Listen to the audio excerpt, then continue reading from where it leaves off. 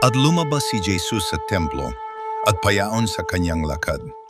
At nagsilapit sa kanya ang kanyang mga alagad upang sa kanya'y ipamalas ang mga gusali ng templo.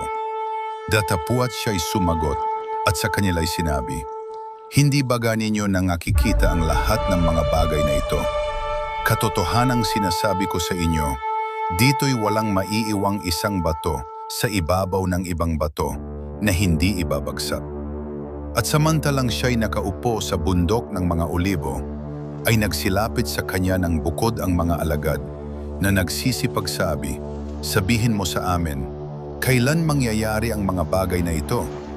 At ano ang magiging tanda ng iyong pagparito at ng katapusan ng sanglibutan?"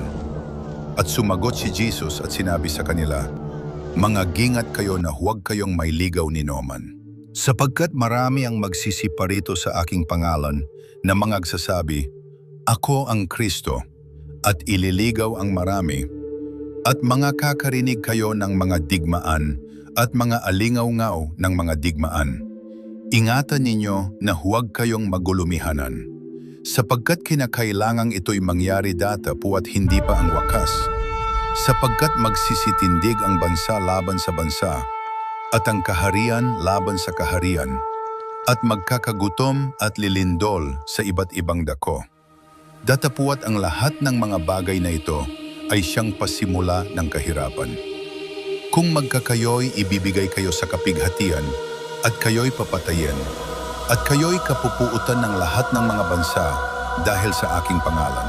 At kung magkagayo'y maraming mga titisod, at mga kakanuluhan ang isa't isa, at mga kakapuutan ang isa't isa, at magsisibangon ang maraming bulaang propeta, at kanilang ililigaw ang marami. At dahil sa pagsagana ng katampalasanan, ang pag-ibig ng marami ay lalamig. Datapuat ang magtitiis hanggang sa wakas ay siyang maliligtas. At ipangangaral ang evanghelyong ito ng kaharian sa buong sanglibutan sa pagpapatotoo sa lahat ng mga bansa. At kung magkagayo'y darating ang wakas. Kaya nga pagkakita ninyo ng kasuklam-suklam na paninira na sinalita sa pamamagitan ng propeta Daniel na natatayo sa dakong banal, unawain ang bumabasa. Kung magkagayo'y magsitakas sa mga bundok ang nangasa Judea. Ang nasa bubungan ay huwag bumaba upang maglabas ng mga bagay sa loob ng kanyang bahay.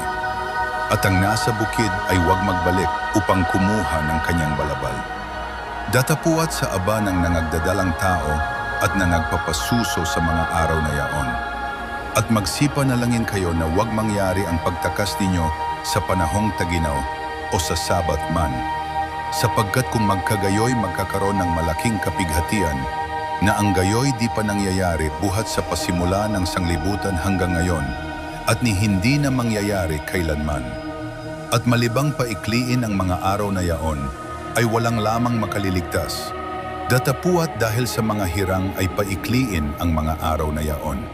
Kung magkagayon, kung may magsabi sa inyong sinumang tao, narito ang Kristo, o nariyan, huwag ninyong paniwalaan. Sapagkat may magsisilitaw na mga bulaang Kristo, at mga bulaang propeta, at magpapakita ng mga dakilang tanda at mga kababalaghan, ano pat ililigaw kung maaari pati ng mga hirang. Narito, ipinagpauna ko ng sinabi sa inyo. Kaya nga kung sa inyo'y kanilang sasabihin, narito, siya'y nasa ilang, huwag kayong magsilabas. Narito, siya'y nasa mga silid, huwag ninyong paniwalaan. Sapagkat gaya ng kidlat na kumikidlat sa silanganan at nakikita hanggang sa kalunuran, gayon din naman ang pagparito ng anak ng tao. Saan man naroon ang bangkay, ay doon magkakatipo ng mga uwak. Datapuat karakarakang pagkatapos ng kapighatian sa mga araw na yaon, ay magdidilim ang araw, at ang buwan ay hindi magbibigay ng kanyang liwanag. At mga lalaglag ang mga bituin mula sa langit, at magsisipang atal ang mga kapangyarihan. At kung magkagayo'y lilitaw ang tanda ng anak ng tao sa langit, at kung magkagayo'y magsisitagoy ang lahat ng mga angkan sa lupa, At mga kikita nila ang anak ng tao na napaparitong sumasa mga alapaap ng langit na may kapangyarihan at dakilang kaluwalhatian. At susuguin ang kanyang mga anghel na may matinding pakakap at kanilang titipunin ang kanyang mga hinirang mula sa apat na hangin ng sanglibutan, mula sa isang dulo ng langit hanggang sa kabila. Sa puno ng igos nga ay pag-aralan ninyo ang kanyang talinghaga. Pagka nananariwa ang kanyang sanga at sumusupling ang mga dahon, ay nalalaman ninyo na malapit na ang tagaraw. Gayon din naman kayo, pagka nangakita ninyo ang lahat ng mga bagay na ito, ay talastasin ninyo na siya'y malapit na, nasa mga pintuan nga. Katotohanang sinasabi ko sa inyo, hindi lilipas ang lahing ito, hanggang sa mga ganap ang lahat ng mga bagay na ito. Ang langit at ang lupa ay lilipas. Datapuat ang aking mga salita ay hindi lilipas. Ngunit tungkol sa araw at oras na yaon walang makakaalam, kahit ang mga anghel sa langit, kahit ang anak, kundi ang Ama lamang. At kung paano ang mga araw ni Noe, gayon din naman ang pagparito ng anak ng tao. Sapagkat gaya ng mga araw bago nagkagunaw, sila'y nagsisikain at nagsisiinom, at nangag-aasawa at pinapapag-aasawa, hanggang sa araw na pumasok si Noe sa daong. At hindi nila nalalaman hanggang sa dumating ang paggunaw, at sila'y tinangay na lahat. Ay gayon din naman ang pagparito ng anak ng tao. Kung magkagayoy sa bukid ang dalawang lalaki, ang isa'y kukunin at ang isa'y iiwan. Dalawang babaeng nagsisigiling sa isang gilingan, ang isa'y kukunin at ang isa'y iiwan. Mangagpuyat na kayo, sapagkat hindi ninyo nalalaman kung anong araw paririto ang inyong Panginoon.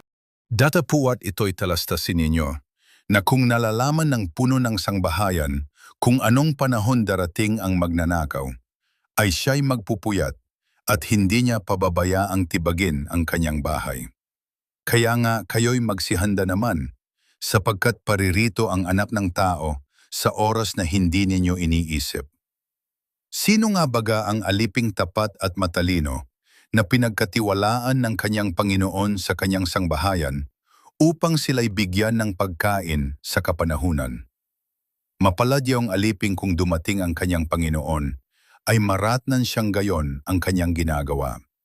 Katotohanang sinasabi ko sa inyo na sa kanya'y ipagkakatiwala ang lahat niyang pag-aari. Datapuat kung ang masamang aliping yaon ay magsabi sa kanyang puso, magtatagal ang aking Panginoon, at magsimulang bugbugin ang kanyang mga kapwa alipin, at makipagkainan at makipaginuman sa mga lasing. Darating ang panghinion ng aliping yaon sa araw na hindi niya hinihintay, at oras na hindi niya nalalaman. At siya'y babaakin, at isasama ang kanyang bahagi sa mga mapagpaimbabaw. Doon na nga ang pagtanis at pagngangalit ng mga ngipin.